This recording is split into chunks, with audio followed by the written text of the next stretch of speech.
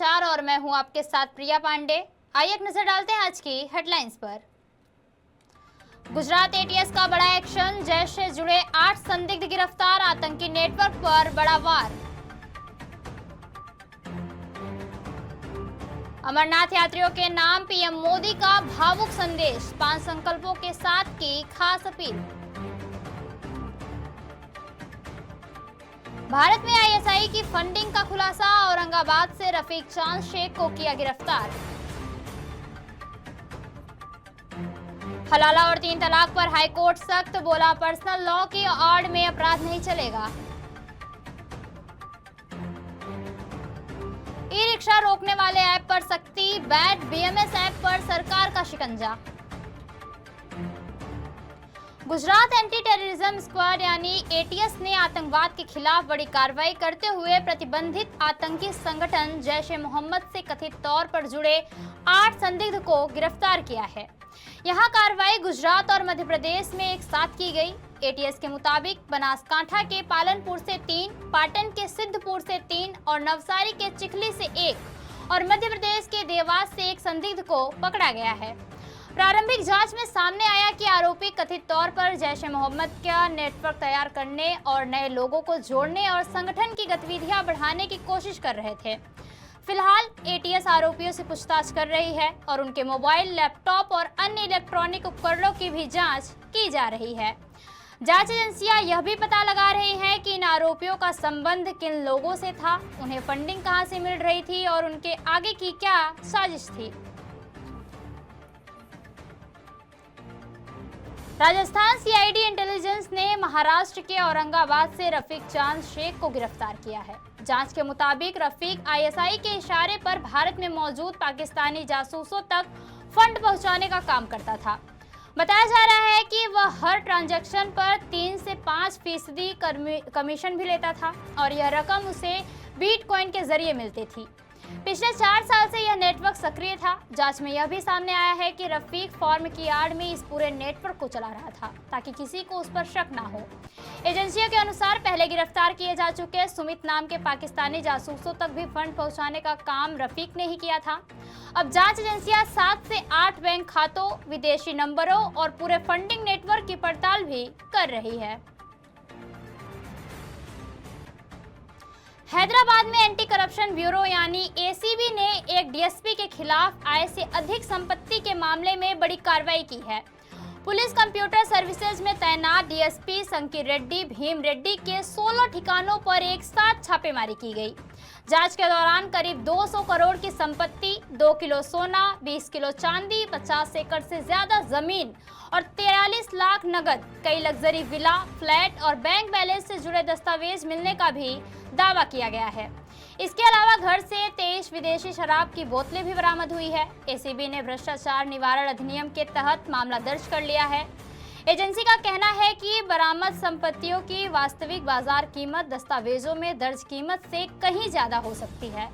फिलहाल सभी दस्तावेजों की जांच भी जारी है। राजा रघुवंशी हत्याकांड की मुख्य आरोपी सोनम रघुवंशी को सुप्रीम कोर्ट से बड़ी राहत मिली है। अदालत ने फिलहाल उनकी जमानत रद्द करने से इनकार कर दिया है और मेघालय सरकार की याचिका पर नोटिस जारी करते हुए अगली सुनवाई अगले सप्ताह गुरुवार को तय की गई है। सुनवाई के दौरान सुप्रीम कोर्ट ने कहा कि सोनम पहले ही रिहा हो चुकी हैं, इसलिए इस समय जमानत पर रोक लगाने की जरूरत नहीं है। कोर्ट ने यह भी कहा कि वह पहले ट्रायल की प्रगति देखेगा और वहीं मेघालय सरकार की ओर से पेश सॉलिसिटर जनरल तुषार मेहता ने दलील दी है कि यह एक सुनियोजित हत्या का मामला है और जिस हाईकोर्ट जज ने पहले 3 बार जमानत याचिका को खारिज किया था, उसी ने चौथी बार जमानत दे दी है। फिलहाल सुप्रीम कोर्ट ने जमानत बरकरार रखते हुए मामले की अगली सुनवाई तय कर दी है।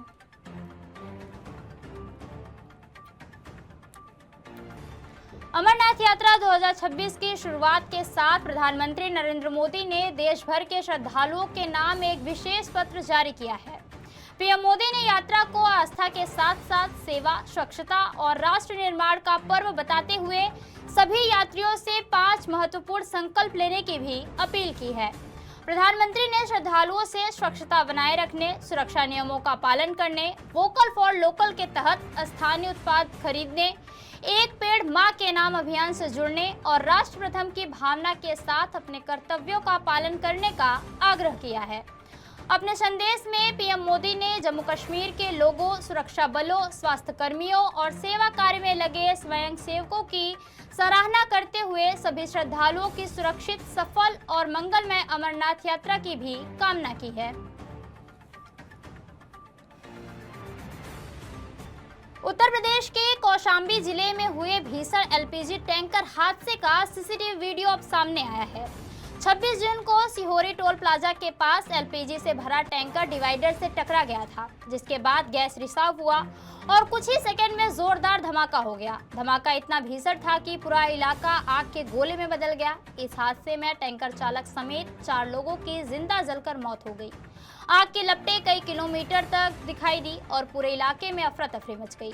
अब इस हादसे का सीसीटीवी वीडियो सोशल मीडिया पर तेजी से वायरल हो रहा है। पुलिस और संबंधित एजेंसियां हादसे के कारणों की जांच में जुटी हुई हैं। इलाहाबाद हाईकोर्ट ने निकाह हलाला और 3 तलाक की आड़ में महिलाओं के यौन शोषण पर कड़ी टिप्पणी की है।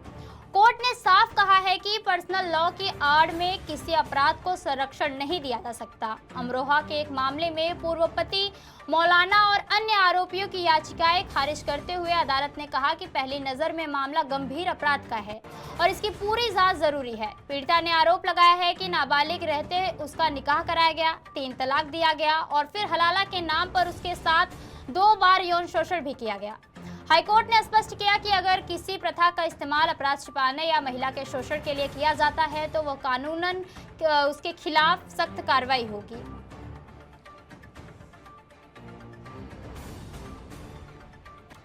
सोशल मीडिया पर इन दिनों बैट बीएमएस ऐप को लेकर जबरदस्त बवाल मचा हुआ है। वायरल वीडियो में दावा किया जा रहा है कि इस ऐप की मदद से चलते हुए ई रिक्शा यानी टिर्री को बीच सड़क पर ही बंद किया जा सकता है। दरअसल बैट बीएमएस एक बैटरी मैनेजमेंट ऐप है जिसे स्मार्ट लिथियम बैटरियों की निगरानी के लिए बनाया गया था, लेकिन आरोप है कि कुछ लोग इसका गलत इस्तेमाल कर ब्लूटूथ के जरिए ई रिक्शा की बैटरी से कनेक्ट करके उसे बीच रास्ते में बंद कर रहे हैं। मामला सोशल मीडिया पर वायरल होने और ई रिक्शा चालकों की शिकायत के बाद सरकार हरकत में आ गई है। अब दिल्ली सरकार के निर्देश पर बैट बीएमएस ऐप्स को गूगल प्ले स्टोर और एप्पल प्ले स्टोर से हटाने की प्रक्रिया भी शुरू कर दी गई है। फिलहाल पूरे मामले की जांच भी जारी है।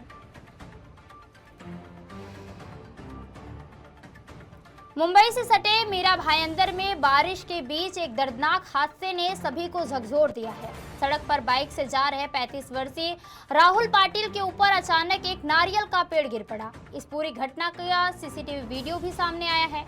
हादसे के बाद स्थानीय लोगों ने राहुल को तुरंत अस्पताल पहुंचाया, लेकिन इलाज के दौरान उनकी मौत हो गई। राहुल मीरा भाईंदर नगर परिषद के पूर्व डिप्टी मेयर अशोक पाटिल के बेटे थे। लगातार बारिश के कारण कमजोर हो चुके पेड़ों के गिरने की घटनाएं भी बढ़ रही हैं। इससे पहले मुंबई के चेंबूर में भी स्कूल बस पर पेड़ गिरने से 11 साल के एक छात्र की जान चली गई थी। लगातार हो रहे ऐसे हादसों के बाद बारिश के मौसम में पेड़ों की सुरक्षा और प्रशासन की तैयारियों पर सवाल उठ रहे हैं। महाराष्ट्र सरकार ने बच्चों की सेहत को ध्यान में रखते हुए बड़ा फैसला लिया है। अब राज्य में स्कूलों के 500 मीटर के दायरे में स्टिंग एनर्जी ड्रिंक की बिक्री नहीं होगी।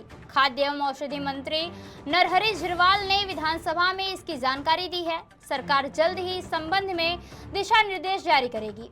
सरकार का कहना है कि बच्चों और युवाओं में एनर्जी ड्रिंक का बढ़ता सेवन चिंता का विषय बन गया है। इसी वजह से स्कूलों के आसपास इसकी बिक्री पर रोक लगाने का फैसला भी लिया गया है। इधर एफएसएसआई ने भी स्टिंग समेत कई बड़ी एनर्जी ड्रिंक कंपनियों को नोटिस जारी किया है। स्वास्थ्य विशेषज्ञों के मुताबिक एनर्जी ड्रिंक में कैफीन और चीनी की मात्रा अधिक होती है, जो बच्चों और युवाओं के लिए स्वास्थ्य संबंधी गंभीर जोखिम पैदा कर सकती है।